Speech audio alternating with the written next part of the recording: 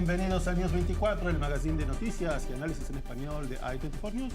Mi nombre es Carlos Burovich. Yo soy Damián Pachter y estos son los titulares. La frontera Gaza-Israel al rojo vivo, ganadores y perdedores de la última rueda de violencia. Jerusalén, disputada capital de Israel y de Palestina. ¿Qué ha cambiado desde que Trump mudó la embajada? Netanyahu en problemas, investigado por corrupción, su coalición se desmonora. ¿Habrá elecciones anticipadas?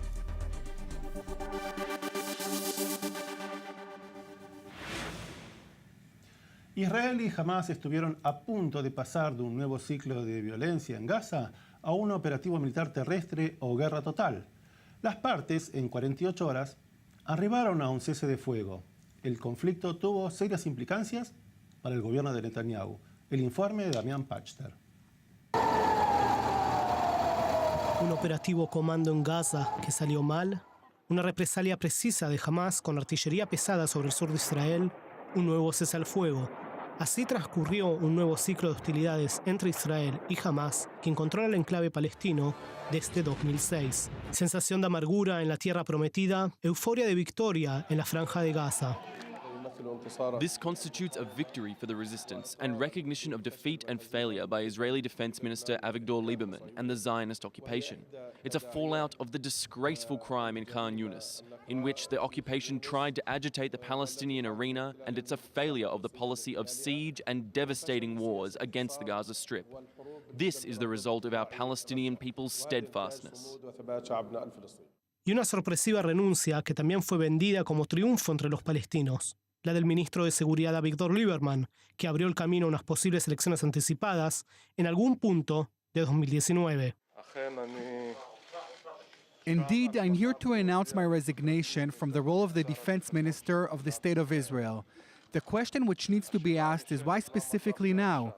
As far as I'm concerned, what happened yesterday's ceasefire, together with the entire process of reaching an arrangement with Hamas, is a capitulation to terror. Durante 48 horas, a los incesantes bombardeos de Hamás sobre el sur de Israel, le siguieron ataques aéreos de las FDI, con el siguiente balance de poder: 500 proyectiles lanzados desde Gaza, en gran parte interceptados por la cúpula de hierro, mientras que el resto cayeron en la misma franja o sobre campos abiertos al sur de Israel, esto contra 160 blancos de Hamás, alcanzados por la Fuerza Aérea Israelí, entre ellos 4 objetivos de calidad. El único muerto en el lado israelí resultó ser un palestino oriundo de Hebrón, que trabajaba en la ciudad sureña de Ashkelon en el momento que el proyectil impactó. El desenlace de esta ronda de violencia desató la interna en el gobierno de Benjamín Netanyahu, y el vacío de seguridad, el ministerio, podría ser llenado por el actual ministro de Educación Naftali Bennett, quien admitió haber exigido el cargo el miércoles 14 de noviembre de 2018. Caso contrario, abandonaría la coalición y caería el gobierno de Netanyahu. Yesterday, I met with the Prime Minister in order for him to give me the position of Defense Minister for one purpose only, that Israel will win again. I wouldn't leave the position of Israeli Education Minister for any other position in the world if there hadn't been this security crisis. Israel is in the middle of a complex and dangerous aggression. The most dangerous thing for the state of Israel is that we're starting to think that there's no solution to terror. Mientras tanto, el primer ministro Netanyahu se muestra como el más moderado en su aproximación sobre el conflicto, tan así que tras la reciente jornada de violencia, fueron los habitantes del sur de Israel quienes salieron a manifestarse en su contra y la de su gobierno, frente a aquello que consideran como mano débil, fuerza insuficiente y pensamiento cortoplacista a costas de aplastar a Hamás. Por el momento, con la ayuda de Egipto y la ONU, la frontera sur, que estaba al rojo vivo, habría vuelto a la calma. La pregunta es ¿hasta cuándo? Damián Pachter, News 24, i24 News. En el próximo bloque tendremos a 2 invitados, ambos periodistas que cubren Israel y Medio Oriente, Salem Ergi y Noah Tarnopolsky. Ya volvemos.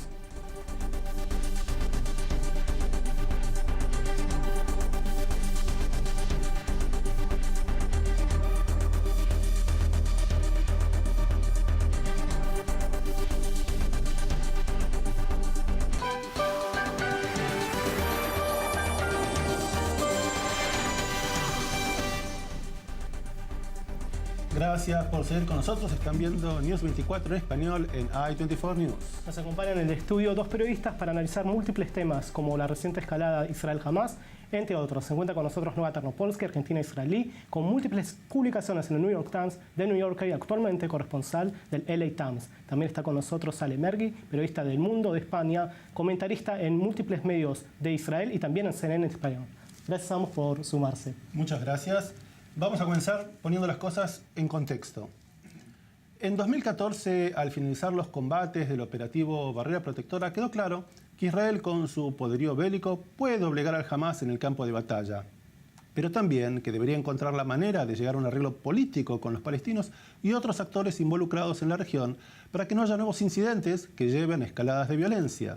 Durante 4 años, la frontera entre Israel y Gaza mantuvo una relativa calma con idas y vueltas de lanzamientos de misiles y operativos de las FDI que se incrementaron en los meses recientes. Los pasos fronterizos hacia el enclave palestino se mantuvieron abiertos y cerrados intermitentemente, pendientes de la situación de seguridad reinante. A fines de marzo de este año, en la frontera de Gaza comenzó lo que los palestinos llaman la Marcha del Retorno. Estas marchas son una serie continua de manifestaciones violentas en las que también hubo intentos de invadir el territorio israelí, intentos de sabotaje contra la valla de seguridad y el envío de barriletes incendiarios que han quemado miles de hectáreas agrícolas. Por otro lado, estas marchas generaron la muerte de 168 palestinos y miles de heridos. Las estimaciones varían entre 10.000 y 15.000, mientras continúa el grave deterioro de la situación humanitaria en la franja. Ante la imposibilidad de ambas partes de encontrar una solución política de tanto sacudir este cóctel, no se podía esperar otro resultado que no fuera una explosión de violencia mucho más intensa, similar a la que ocurrió en el verano de 2014, a la que le sigue un cese de fuego donde unos, Hamas, lo festejan como un gran triunfo y otros, los habitantes del sur de Israel, protestan porque sienten que, como en el juego de la oca, vieron, se ha retrocedido hasta la casilla número 1 para volver a empezar. La primera pregunta para todos, Nova, Sal, gracias por nosotros nuevamente. Gracias. La pregunta es la siguiente. ¿Concuerdan con la afirmación según la cual Israel fue la que generó esta nueva ola de violencia y por ende es la responsable? Nova, comenzamos con vos. Yo no creo que se puede medir quién es responsable en una situación donde un Estado soberano tiene a su frontera un grupo de militancia terrorística. No creo que se puede medir fácilmente si es blanco o negro. En este caso, que no creo que fue el peor en los últimos 4 años, porque en julio vimos un día, en 24 horas, una vez que tiraron creo que 200 misiles. Ronda de violencia. Muy parecida. Pero en este caso sí, lo que lo inició fue una operación israelí fallada. Pero más allá que ese punto pequeño, yo no creo que la cuestión de la irresponsabilidad sea relevante acá. ¿Sal? Es evidente que la operación militar israelí, en medio de una especie de inicio de tregua, una operación fracasada, que realmente no fueron a matar a una persona, sino que fueron, según parece, un tema de información e inteligencia, provocó una escalada y creo que ese fue el principal motivo por el cual Israel pidió la tregua, excepto la tregua. Es decir, Israel sabía que en esta mini escalada, entre comillas, Israel empezó por esta operación sin querer, evidentemente, Hamas respondió. Y hay que tener en cuenta también que jamás todo esto le llegó como un regalo del cielo, es decir, como el maná, porque ellos estaban muy presionados por la población palestina y por Al-Fatah, que les acusaban de haber vendido la resistencia armada por $15 millones cataríes. Y de repente llega esta operación, tienen que responder, porque han muerto 7 miembros del brazo armado de Hamas, responden y en ese momento ellos saben perfectamente que Netanyahu no quiere una guerra, porque una guerra no conduce a ningún lugar y lleva al mismo lugar, que es negociar la tregua, y por tanto Hamas, diríamos que tira de la cuerda hasta un punto que es el punto de Ashkelon. No va a Ashdod y no va a Tel Aviv. Es lo que sería el clásico juego del Medio Oriente, tirar del hilo sin romperlo. Exacto. El problema es que la euforia en Hamas estos últimos días es demasiado elevada y yo creo que en ese sentido, ante la presión enorme que hay en la sociedad israelí, en los medios de comunicación israelí, en el sur de Israel, a Netanyahu, y yo creo que la próxima semana, que será cuestión de tiempo, en ese momento sí que Israel no podrá ya seguir la política de contención de Netanyahu. Nova, Sal, ¿qué piensan que estaba buscando la CFDI en ese operativo? ¿Se sabe algo al respecto, Nova? Hay muchos rumores. No parece haber sido un intento de asesinación, de asesinato, como dijo Sal. Parece haber sido algún tipo de operación de inteligencia. No creo que sabemos de hecho. Ni sabremos. No sé, se está hablando mucho. Hay gente que sí sabe y yo no entiendo la verdad por qué hay tal grado de censura sobre esta historia. Bueno, sí, pero fracasó. Lo importante en este caso es que fracasó. Lo que se sabe es que fue una operación aprobada el jueves anterior, que Netanyahu viajó a París, y si Netanyahu viaja a París, que él cree que no va a haber aquí una cosa muy fuerte, una especie de una operación para matar a alguien y que eso provoca la guerra, hubo ahí un problema. El número 2 de Hamas, el Haya, ha dicho que, según creen, los soldados de la unidad especial israelí querían meter o instalar escuchas de información, de espionaje, relacionado mejor con el tema de los secuestrados, de la gente que está ahí.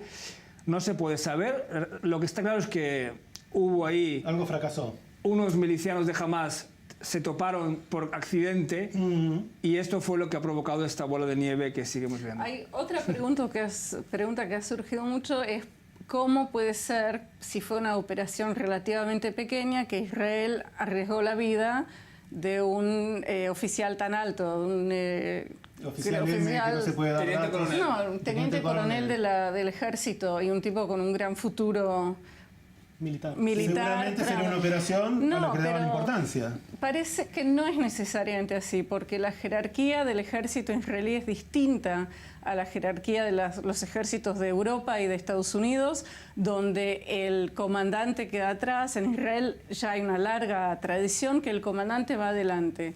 Y este señor, hay que decirlo, no es el comandante de este equipo, sino que era el número 2. Y puede muy bien ser que, pensando que no había un gran riesgo, él decidió él mismo liderar el equipo. Y bueno, la cosa fue mal.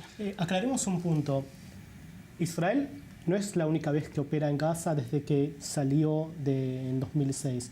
Se estima que el ejército israelí opera Constantemente. con bastante frecuencia en el territorio de Gaza. ¿Sales así eso? Es que es como dicen en el Mossad, dicen que hacen muchas operaciones, pero solo se sabe la que fracasa. Es evidente que Israel, y constantemente lo dicen, incluso Netanyahu lo dice, también lo dice el exministro de Defensa Lieberman, que hay muchas operaciones que ordenan y que diríamos que aplican fuera de las fronteras de Israel, en Siria, en el Líbano, unidades que van entrando y saliendo que no sabemos. Y seguramente, si no hubiera sido por este miembro de brazo de moda Hamas que los pilla, pues seguramente no sabremos nada de este tema. Es decir, es evidente que hay mucha información y que hay muchas incursiones de este tipo.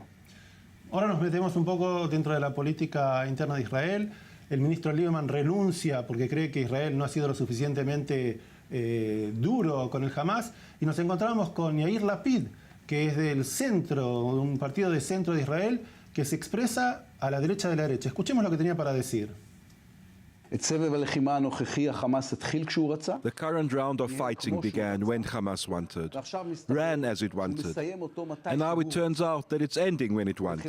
Earlier this week, the Prime Minister said in front of the cameras, "I have no solution for Gaza." That a Prime Minister says, "I have no solution," with hundreds of thousands of Israelis sitting in secure rooms while bombarded with hundreds of rockets and mortar shells. There is a solution to Gaza, and it begins with Hamas being disproportionately beaten and harshly. Sal, Noga, lo escuchamos ayer, Lapid, un partido de centro de la política que representa a la clase media israelí, diciendo hay que destruir al Hamas, cosa que no ocurre. Lieberman dijo que lo iba a hacer, otros ministros de defensa dijeron que lo iban a hacer, no pasa. ¿Hacia dónde va la relación Israel-Hamas? ¿Cómo se resuelve este conflicto? Sal.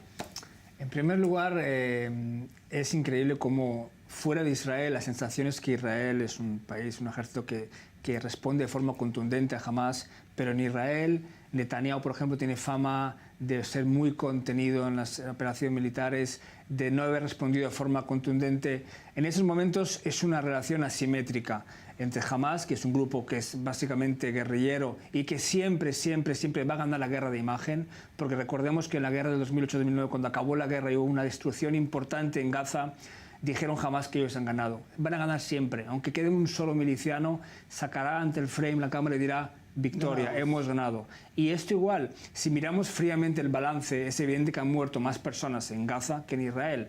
Cualquier ciudadano prefiere vivir en el sur de Israel que no en Gaza. Pero a nivel de imagen es evidente que un ciudadano de Sderot no entiende cómo tiene que pasar la noche, todas las noches, en el refugio. Y entonces pide soluciones. El problema es que no hay soluciones inmediatas. Y por eso el ejército lleva 8 meses con la opción, diríamos, más de intentar esta llamada en hebreo asdara, ese intento de calma, un arreglo, un acuerdo, porque sabe que si hay una guerra con Hamas, hay 2 opciones, diríamos soluciones. O vas hasta el final y ocupas Gaza y acabas con Hamas, pero entonces, ¿qué? No hay nadie que pueda... Egipto no quiere estar ahí, tampoco Hamas puede estar ahí. Después hay que controlar la zona. Y Israel va a estar ahí muchos años ocupando un territorio que no quiere estar ahí, no hay ningún tipo de interés. Y la otra opción es este tipo de acuerdo. Evidentemente, lo que vemos ahora es, de vez en cuando, entre una y otra hay mini escaladas y tensiones. Me diste el pie para esto, Sal. Nova, te pregunto, la pregunta de el próximo operativo de las FDI es una pregunta de ¿cuándo y no si va a haber?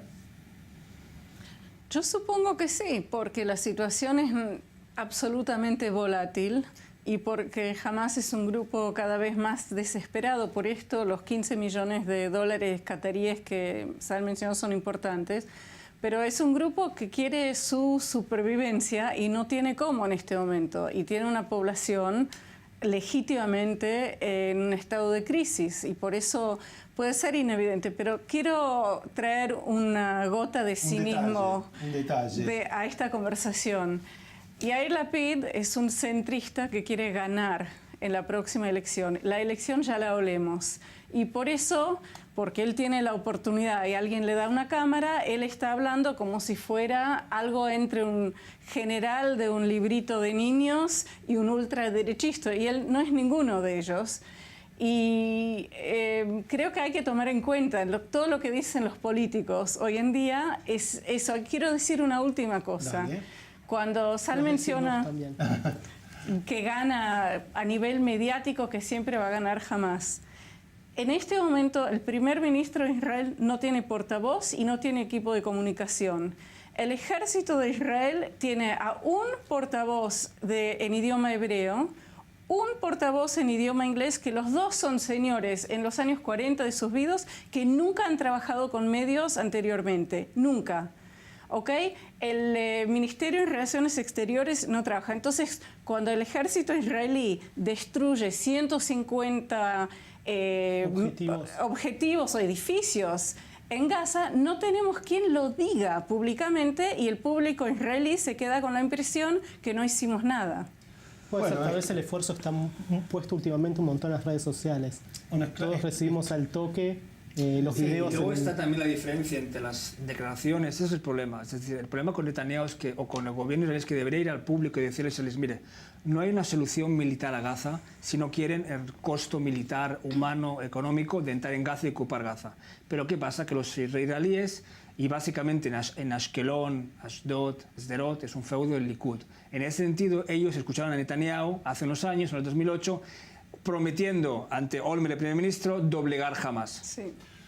Muy bien. Ahora se quedaron trabados. Vamos a seguir conversando sobre este tema en los próximos segmentos. En el próximo bloque pondremos el foco en Jerusalén, que es la capital disputada por Israel y los palestinos, y cómo esto afecta en todo este entorno y se refleja en el sur de Israel. Ya regresamos.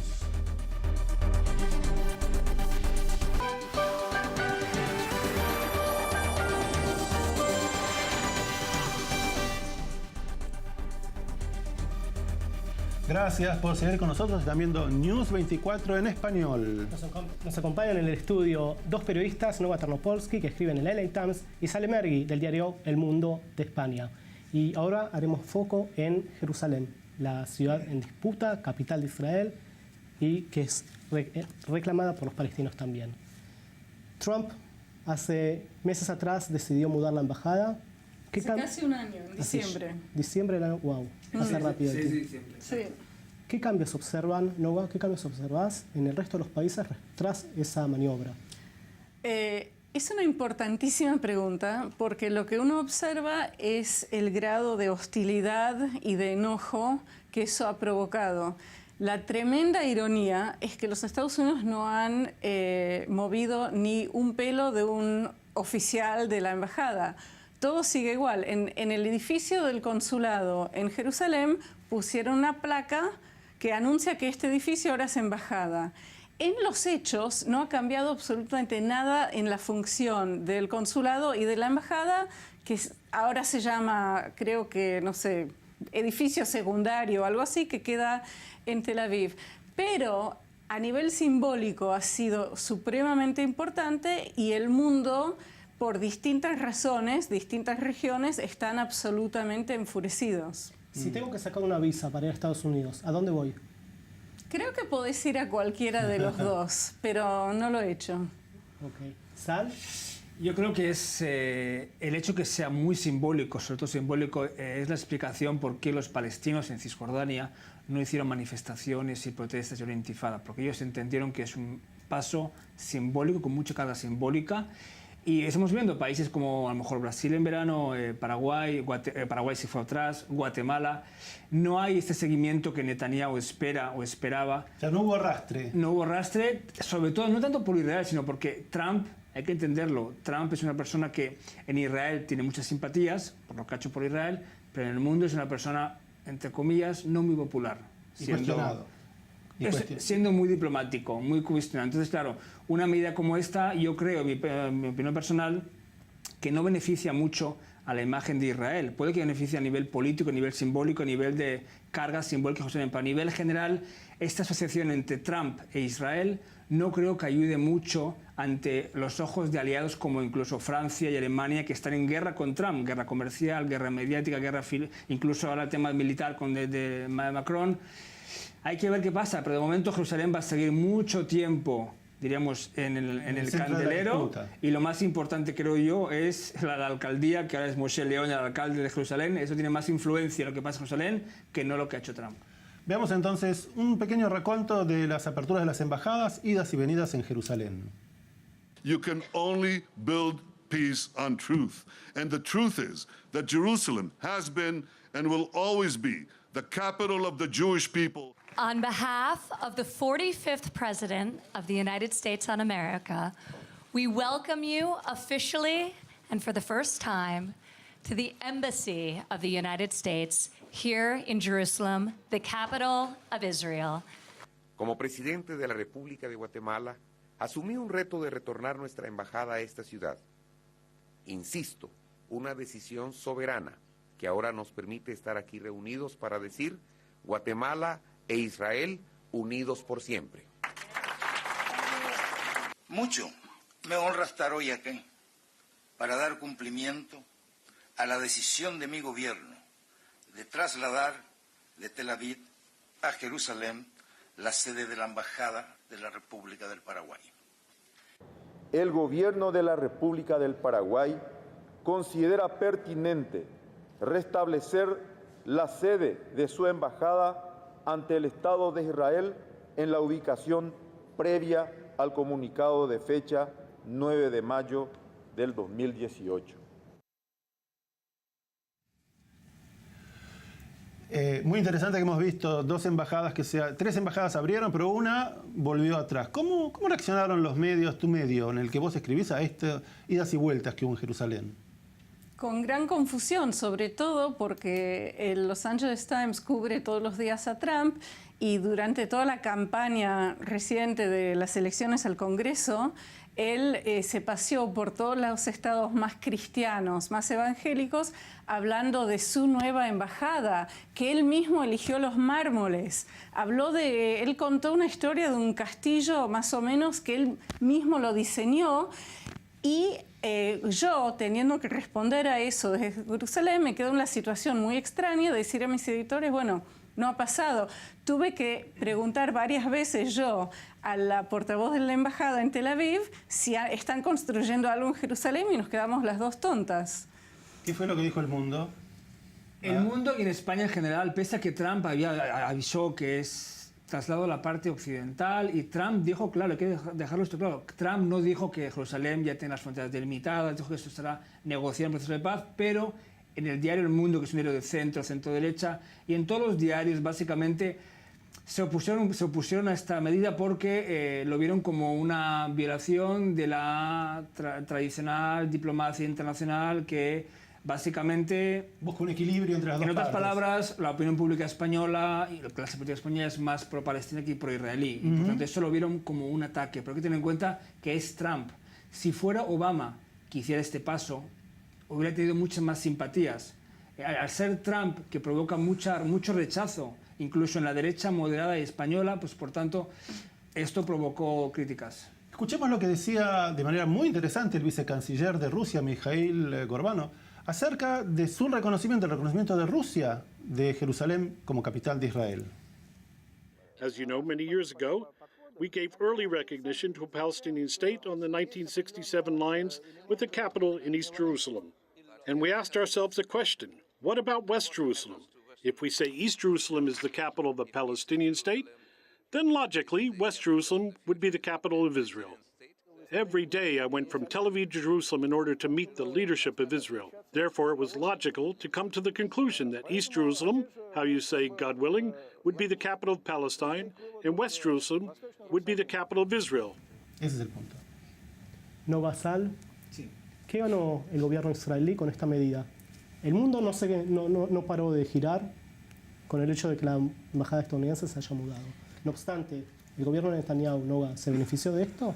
Yo no creo que Netanyahu personalmente se benefició durante unas semanas domésticamente aquí en Israel con otra ola de popularidad, pero hay enormes riesgos para Israel en este enorme abrazo de Netanyahu a Trump, siendo el único. Y Israel tiene otros aliados que no son los Estados Unidos que lo están mirando de muy mal ojo. Y entonces... Sí, pero independientemente de que sea Trump y que Netanyahu y Trump estén muy aliados, lo que sea, hay que reconocer que a nivel diplomático es un éxito brutal para Netanyahu, porque es un tema que tiene consenso, tanto en la izquierda, Partido Laborista, incluso Meretz dicen que Jerusalén ha de ser la capital de Israel, evidentemente con un proceso de paz y todo eso. Y por tanto Netanyahu es un punto que lo tiene a su favor para, digamos, ya las próximas elecciones va a ser un punto importante. Netanyahu va a demostrar, aunque sea solo Trump, pero va a demostrar el argumento de que Israel está aislado por el tema palestino no es cierto. Y la prueba es la embajada de Estados Unidos en Jerusalén, aunque sea solo Trump. La pregunta fundamental es, hemos visto en el caso de Paraguay que movieron la embajada y en base al santo equilibrio en búsqueda de una paz que el embajador de Guatemala la semana siguiente que estuvo de visita nos dijo, sí, en base a la paz nosotros movimos la embajada a Jerusalén. ¿Este equilibrio se puede romper brevemente? ¿Hay algún otro país que crees que Brasil, por ejemplo, va a mover su embajada y va a generar un cambio en Latinoamérica? Yo no creo. Creo que Bolsonaro es un tipo muy fuera de serie en América Latina en este momento y yo no creo que va a inspirar a otros, pero creo que hay un tremendo peligro en poner a Jerusalén en primer plano internacional en este momento. Sal, breve. Breve no es el efecto dominó que esperaba Netanyahu, pero sí que a otro país más caerá, y si no cae más es porque también a nivel de intereses nacionales, incluso el propio presidente brasileño sabe que puede provocar un gran daño económico a su país por la presión árabe. Bueno, vamos a seguir conversando con ustedes en el próximo bloque, en donde pondremos el foco en el primer ministro Netanyahu, que está bajo investigaciones de corrupción y se le ha juntado con el tema de la frontera sur.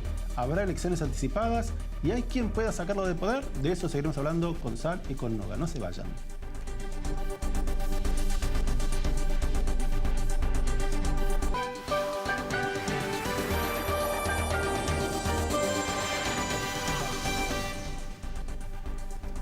Gracias por seguir con nosotros. Están viendo News 24, el magazine en español de i24 News. Y nos acompañan en el estudio dos periodistas, Nova Tarnopolsky del LA Times y Sale Mergui para el diario El Mundo. Ahora vamos a hacer foco en las elecciones o no anticipadas, en la situación de Netanyahu como primer ministro de Israel.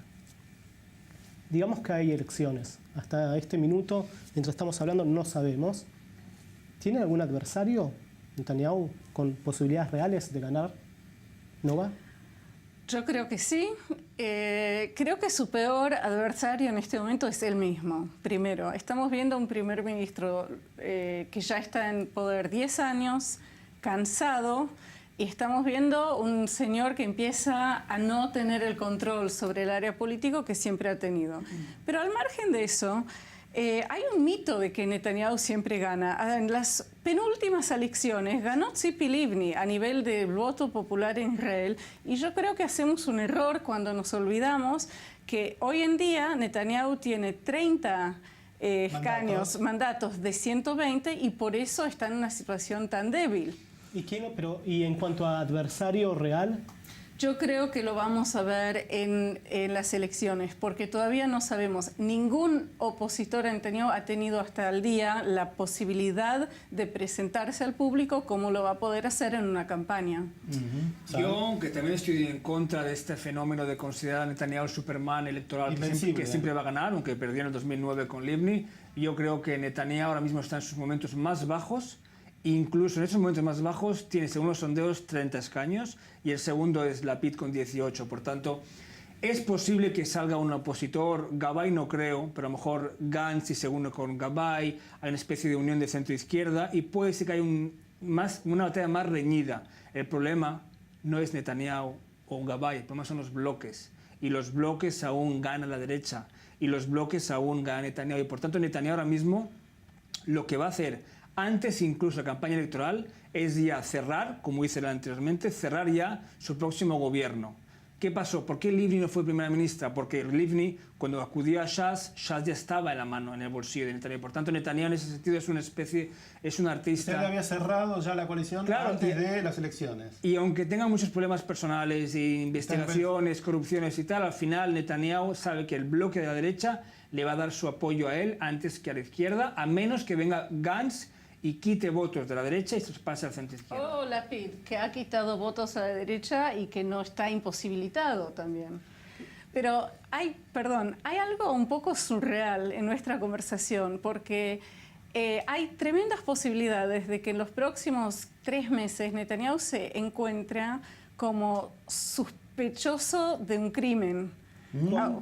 De cualquier crimen. En este momento, de un delito criminal en Israel, y él no va a poder ser ni Superman ni medio Superman electoral bajo esa situación. Él va a poder. A los israelíes realmente no les interesa mucho que su primer ministro mienta o de vez en cuando robe o no robe o haga un tipo de triquiñuelas en la sombra. Al elector lo que le interesa es básicamente que sea un primer ministro, entre comillas, Mr. Seguridad, y los sondeos lo demuestran. Escuchemos a Netanyahu lo que él dice cuando lo cuestionan y dice si habrá o no habrá imputación sobre sus crímenes. Escuchémoslo.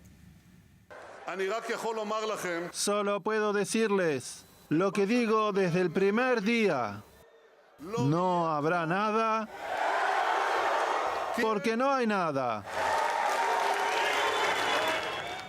Noga, una pregunta. Sí. Recientemente estuvimos muy cerca de un evento militar con Gaza. No obstante, la persona que todos asumían que si hay alguna persona que va a ir a la guerra es Netanyahu.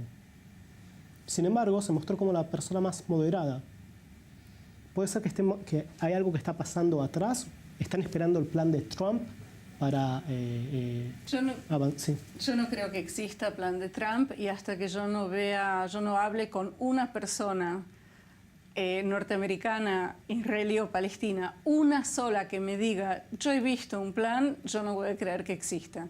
Yo creo que eso lo podemos poner de costado por ahora. Si existió un plan de Trump, desapareció con el problema actual que tiene Arabia Saudita después del asesinato del periodista Khashoggi, y no creo que sea un tema. Pero Netanyahu es muy, muy bueno con estos lemas. Decir, no va a haber nada porque no hay nada. Él habla fuerte, pero actúa menos fuerte, siempre. La gran diferencia que tenemos que ver ahora es que hay protestas de parte de sus propios votantes. Israel en los últimos días se ha encontrado con protestas gritándole a él, andate a casa, de parte de sus votantes de estas 3 ciudades del sur de Israel, Sderot, Ashkelon y Ashdod.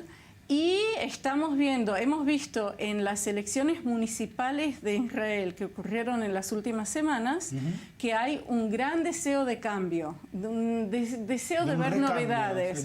Y yo creo que vamos a ver una campaña electoral donde sí sea un tema que el primer ministro parece haberse robado un cierto dinero. Yo discrepo de lo que tú dijiste y creo que es parte de la concepción que fuera de Israel se tiene que tener un hombre duro, fuerte, que le gustan las guerras. Todo lo contrario, Netanyahu es un hombre, en el tema de Gaza sobre todo, que siempre que puede intenta que no haya guerra. En las últimas guerras, en 2011 acabó muy pronto, en el 2015, siempre que había una posibilidad de tregua, con Francia, con lo que sea, intentó la tregua. Ya sea porque le interesa a Netanyahu que jamás domine Gaza y que haya la separación con Abu Mazen y por tanto, ante esa separación no hay la necesidad de avanzar el proceso de paz con Abu Mazen y concesiones y todo esto. Netanyahu siempre, eso te lo dicen todo el mundo, siempre intenta moderar su reacción ante Hamas y teniendo en cuenta que el ejército, el Mossad y el Shabak están de acuerdo con la contención. Y la prueba más clara es que incluso Gidon Levy, eso para mí fue el abrazo del oso, sí. Cuando Netanyahu se dio cuenta que estaba en problemas... Explícale a la audiencia quién es Gidon Levy. Exacto. Netanyahu se dio cuenta que estaba en problemas tras la última miniescalada cuando los únicos elogios llegaron de la líder del partido izquierdista Meretz y del articulista del diario Haaretz israelí Gidon Levy, que tiene fama en Israel de ser más palestino que israelí. Dicho esto, Netanyahu al ver esto pensó... Que lo felicitó. Lo felicitó y dijo que comparado con Lapid y Gabay es el único que nos garantiza que no hay una guerra. Un elogio de Gidon Levy a Netanyahu es prácticamente mucho peor que una crítica de la derecha a Netanyahu. Escuchemos entonces lo que decía Gabay, que representa al Partido Laborista o lo que sería parte de la izquierda israelí, que estaba a la derecha, de la derecha también, como lo vimos antes con Yair Lapid. Escuchemos a Gabay lo que decía. Así debe ser. Fracasas en tu función, renuncias. No hay seguridad para los habitantes del sur y por lo tanto también Netanyahu debe renunciar. Él es el responsable de la seguridad nacional, al igual que el ministro de Defensa. Vayamos a elecciones para que ustedes puedan elegir entre los que creemos que se puede cambiar la realidad y el primer ministro que cree que debemos estarle agradecidos por la realidad triste que tenemos. Nosotros creemos que sí se puede hacer un cambio.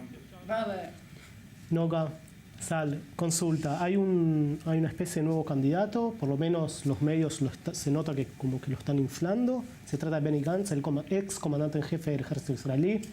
Sal, ¿tiene chances? Tiene chances porque, en primer lugar, Benny Gantz es nuevo. Es el Lapid de hace 2 elecciones. Por eso es una persona nueva. Sobre todo, es un general. Para ganar a Netanyahu y a la derecha necesita un general. Y Benny Gantz, más allá de que fue un general, jefe de Estado Mayor, es una persona que no es muy de izquierda, tampoco muy de derecha, no sabe lo que es realmente, porque aún no ha hablado y tiene ya 15 escaños y sobre todo también tiene una imagen de primer ministro, es alto, guapo, tiene imagen, típico. Y por eso Netanyahu sabe que él puede ser el elemento que cambie, que lleve votos de la derecha a la izquierda, pero no sabemos nada de él, no sabemos de qué partido es. ¿Cómo puede ser que una persona que no habla tiene 15 mandatos? Eso para mí, entre otras cosas, demuestra la tremenda debilidad de Netanyahu, que tenés a un altísimo porcentaje de la población votante de Israel que te dice yo voto a desconocido antes de votarlo a él. Y eso es un gran peligro. Pero quiero decir, Gantz podría mostrarnos tremendos talentos electorales dentro de unas semanas o unos meses, no sabemos. Pero en Israel hay una larga historia de ex generales y hasta ex jefes del Estado Mayor del Ejército que se meten en política y muy rápido fracasan porque vienen desde otro mundo. Vienen desde otro mundo y no entienden y tratan de subir al sumo plazo como primer búsqueda política y se pierden muy rápido. El problema de Gantz es que, eso me dice gente amigos míos que le conocen a él, y todo el mundo lo sabe, Gantz es lo que se llama un gentleman en el sentido vuelto a la palabra. En el momento, como dicen, que entre en la lucha política, como dicen aquí, Netanyahu se lo va a comer con patatas. Es decir, Netanyahu es un artista, Netanyahu para ganar es capaz de hacer todo lo que puede, decir los árabes van en autobuses, bla, bla, bla. Gantz nunca llegaría a este punto de hacerlo. Por tanto, yo no veo a Gantz con el entusiasmo, la rabia en los ojos para ganar. Nos quedan pocos minutos y le voy a pedir a cada uno que me dé un resumen de futurología. ¿Dónde va Israel en el año 2019? Comenzamos con Sal. Si tuvieras que resumirlo, tienes un minuto. Vaya pregunta. En el año 2019, pues Israel seguro, Israel en 2019, Israel va a las elecciones, es unas ideas muy importantes para decidir no solo el tema de seguridad, también el tema de democracia, libertad de expresiones. Israel va yo creo, en mi opinión, hacia una división cada vez más evidente entre el electorado de derechas y el electorado de izquierdas que se concentra en Haifa y Tel Aviv. Y yo veo un país cada vez más fuerte a nivel tecnológico, económico, militar, pero un poco más erosionado a nivel social. Noga, tu futurología. Estoy de acuerdo con lo que ha dicho Sal, pero quiero agregar otro elemento que es el internacional.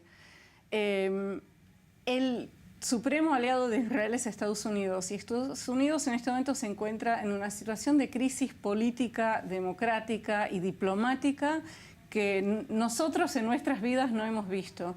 ¿Entre qué sectores de la sociedad americana? Yo diría que en este momento en todos. Hemos visto, todos? Bueno, más o menos, las elecciones del Congreso llevaron a un resultado también volátil para Washington, y Trump está cada vez más aislado como líder a nivel internacional, y a mí me parece imposible que esta situación en Estados Unidos no tenga también un efecto en Israel, que es un país con el cual tienen relaciones tan íntimas. Noga, tocaste un punto interesante que quiero agregar. Respecto al futuro de Israel, hay algo que Netanyahu sí lideró, que fue un acercamiento con los países árabes. ¿Le ves futuro a eso? Y puede ser que el 2019 sea un año donde hayan... ¿alguna sorpresa especialmente con Arabia Saudita, públicamente? Yo creo que en este caso que no tiene tanto que ver con Netanyahu. Según lo que sabemos públicamente, lo que vos decís es cierto, pero Arabia Saudita hoy en día se encuentra en un problema diplomático tremendo por el asesinato de este periodista, y lo más importante es que ellos lo hicieron sin darse cuenta de lo que podrían ser las consecuencias. Entonces estamos viendo que Israel ha puesto mucho de sus esperanzas hacia el futuro en manos de países que no son parte del oeste y que se pueden ellos meter en problemas que después afectan a estos lazos. Bueno, de alguna manera estaremos aquí en el 2019 y los volveremos a convocar para ver si el análisis que hemos hecho hoy realmente se refleja en la realidad o si realmente era futurología. Les queremos agradecer muchísimo, Sale Mergui, Noga Tarnopolsky, por habernos acompañado en este programa analizando esta realidad que vive Israel hoy. No se olviden que pueden seguirnos en www.i24news.tv, Instagram y Twitter. Hasta la semana que viene. Hasta la semana que viene, Damián. Muchas gracias por haber estado con nosotros nuevamente. Gracias.